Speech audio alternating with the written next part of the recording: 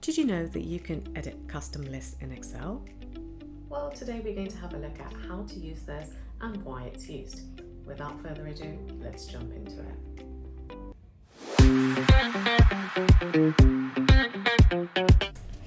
In Excel, there are some custom lists or automatic sequencing called lists. Let me give you an example. If we just do 1 and 2, highlight those and drag it, it recognizes a pattern and a series and it follows that along.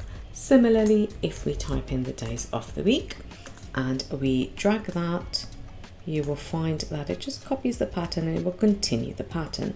And it also does that for the months, for example. Click onto that and it knows. Now, imagine that you want to create a custom series. How do we do this?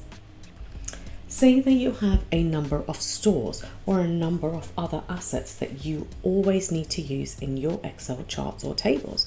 We have a list of stores here and we want to make a custom list from the series and the names over here. Once we drag these will automatically be in our series. We need to go across to File and go to Options.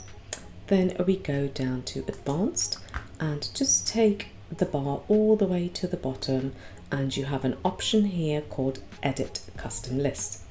Click onto that. Once we're onto that, you see you have a series here, and I've already created this, but let's just show you how to add the list here. Either type it in, so you can type in whatever you want as a series, or you can import it, especially helpful when you have a longer list of items. So let's click onto the Import List from Cells, highlight the cells here, import. Now you see that the series has now come along here. We're going to add it. We're going to press OK,